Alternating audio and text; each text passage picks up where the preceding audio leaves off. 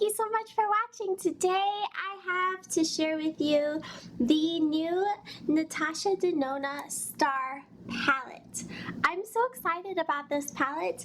I love Natasha Denona. You guys know that. I love her blushes and her eyeshadows. I have a ton of the 5-pan palettes and her shimmers are some of my absolute favorite. What's special about this palette is there are 18 brand new shades, completely different, with 2 new formulations of eyeshadows.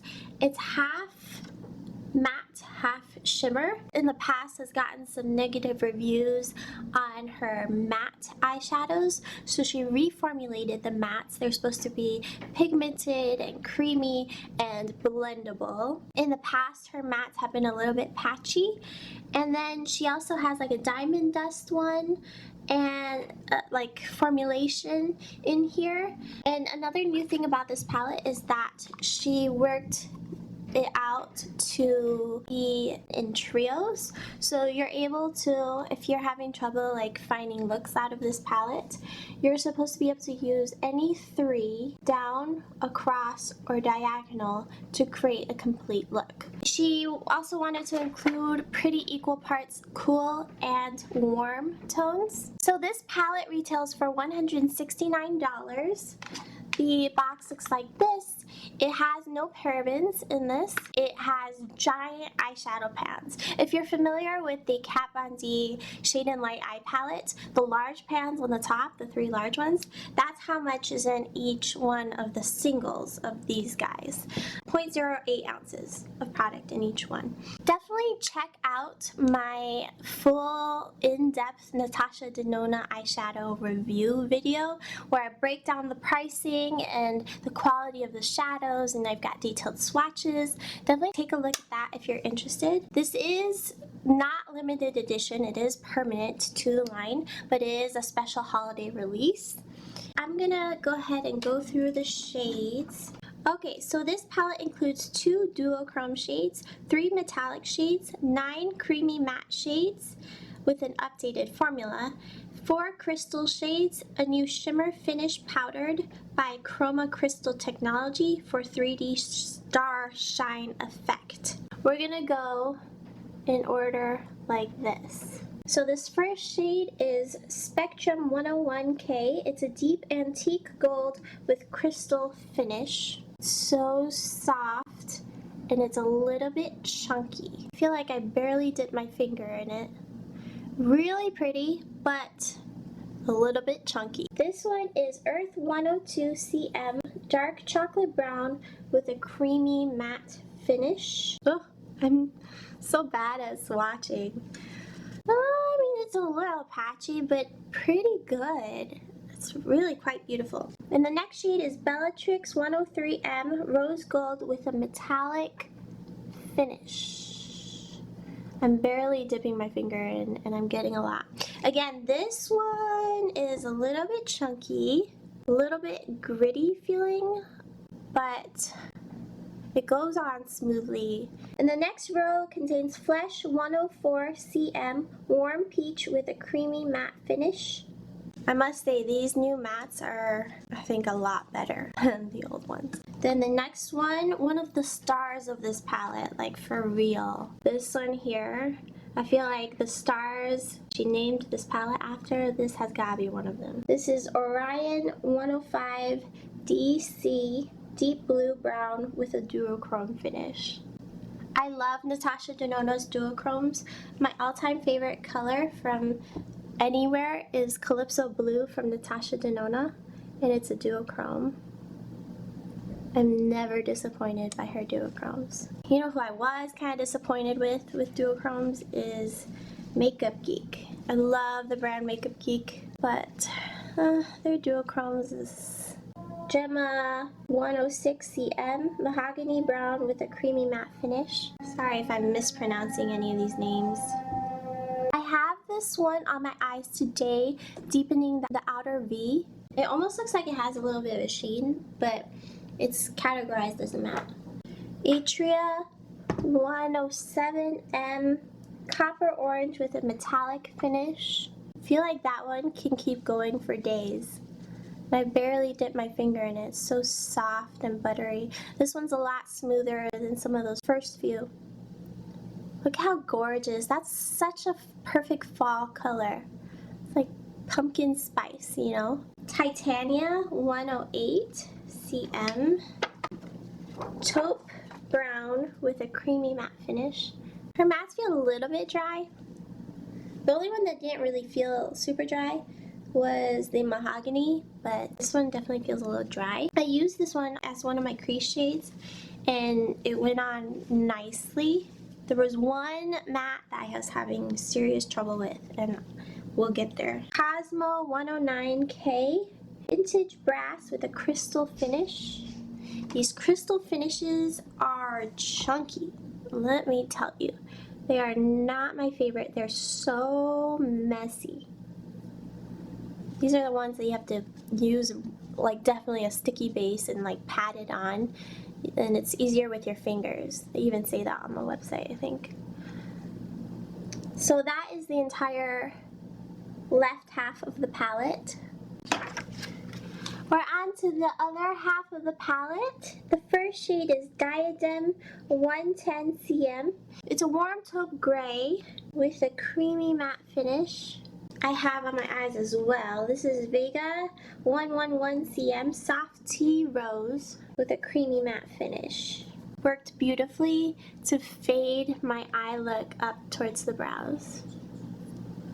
I love that one, so pretty. And those two look beautiful together, I think. And then my least favorite shade in the palette, I've tried using it a couple times and I don't think it works too well. This is Galaxia 112K Sheer Icy White with a crystal finish. Yeah, no, it's like powder. Like, well, they're all powder. It's like sand and it doesn't stick.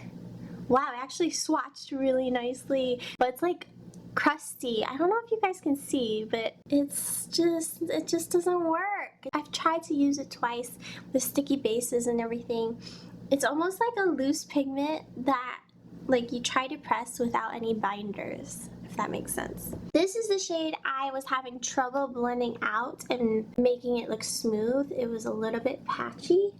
It's called Phoenix 113 cm. It's a brick red with a creamy matte finish. And when I went in with this, I already had a couple layers of other shadows on underneath.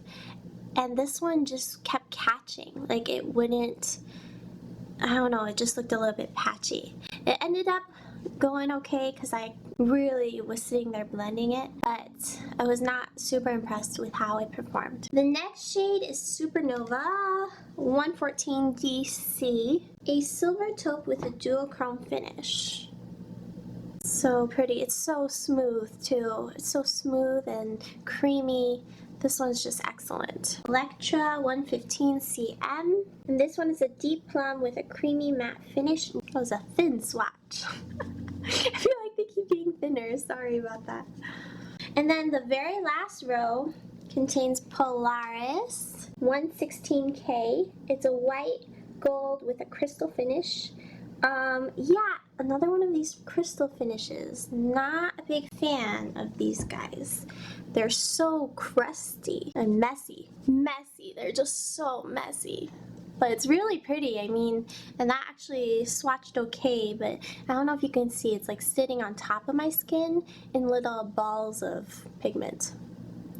I can just blow it away and then there isn't a ton left over. Then the last two, Attic 117 cm. It's a sandy beige with a creamy matte finish. And I used this one, I think I used this one as well.